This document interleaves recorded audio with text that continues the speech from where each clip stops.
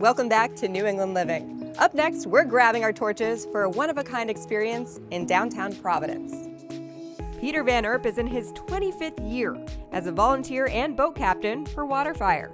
For someone who's never been to a Waterfire, how would you describe it? Waterfire is a fire installation on the river of Providence.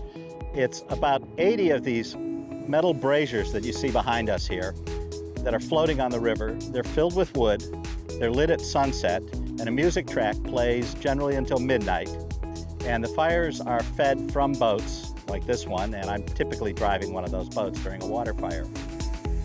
It will draw on a nice summer evening about 50,000 people along the rivers here in Providence.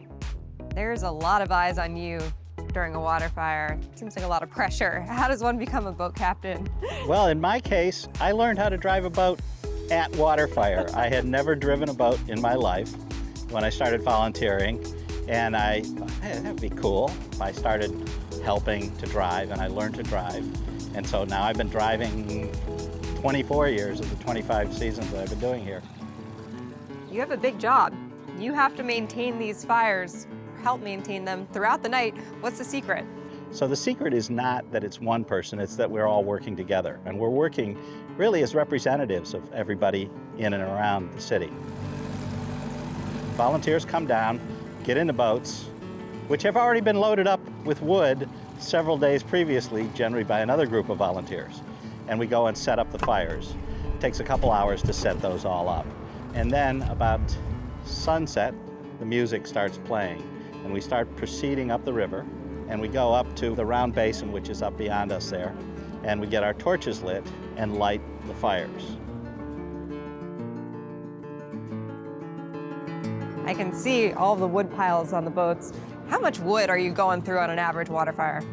So on a full fire, which is about 80 braziers, we burn something like 4 cords per hour. That'll be, from 20 to 30 cords, depending on how early sunset is. You have the best seat in the house. What is your perspective from the boat? We work like actors in the play. So we are feeding the fires, that's our job. So that's the first thing that we're thinking about. And then when you do a run, you feed a whole set of fires, and then they're all flaming up. And then you have a chance to set back for a moment or a few minutes and watch the crowd and see everybody's reactions to that. I'm going to be building a brazier. I'm pretty excited for this. Can you let me know what I'm in for, though? Well, it's actually pretty easy. They're going to pull the boat up alongside the brazier. Somebody will drop a line on it to hold you in tight against the brazier. The first thing that goes in the brazier is the fuse assembly, which is cardboard and wax and a little cupcake that's got some wax and jute in it that will actually be lit by the torch later. And then when that's kind of stable, people will lay logs around that, and then you'll go on to the next one, and the next one, and the next one. And it's very simple. Cupcakes and fire. Sounds like my kind of night. And with that, it was time to build some braziers. The first thing I'm gonna do is I'm gonna hand you 4 pieces of kindling. You're gonna make a hashtag in the brazier. Okay. Tower's going on next. Tower. Right in the center. After that, we're gonna hand you wood. Put one in the front, put one in the back. A Providence tradition for nearly 3 decades, Waterfire was created by renowned artist Barnaby Evans. At its heart, it's building a campfire for the entire city to come together, recognize each other with respect and grace, and hear music from all over the world and talk to each other. So in the very simplest, that's what it is. So we're trying to use art in many creative ways to build the city back stronger and to come up with a way to talk about how art can touch all of our lives and include everyone in the process. It's a very egalitarian, democratic place where everyone feels they belong. This is a public park. We never charge admission. Everyone gets a chance at the best seats. So it's part of this democratic vision of the city having a new heart. And water is about life, and light is about life, and fire is seen as a symbol of destruction, but also renewal. You've got the phoenix that rises out of the ashes. It's a piece of total freedom. I sometimes say that Waterfire is an opportunity to put the time of sunset on your calendar, so you'll sit down and just watch the light slowly change in the city.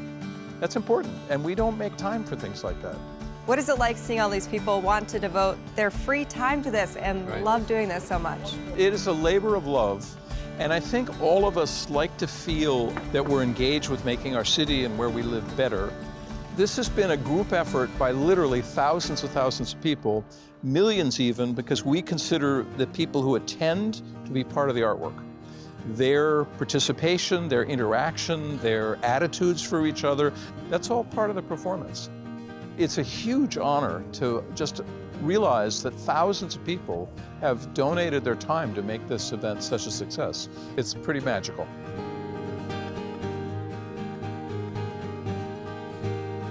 You obviously love doing this. You've been coming back year after year. Why? Well, it's something I can give from my heart to the city of Providence, and I think it's really important that we all contribute where we can to building our cities, to building our communities, and this is one of the ways I can do that. Here on the river, I do something that I love doing and that other people love being at. On the boats, we're all equal. We come from lots of different backgrounds. The people who are volunteering on these fires come from every class, from every part of the city, but we're all working together on that.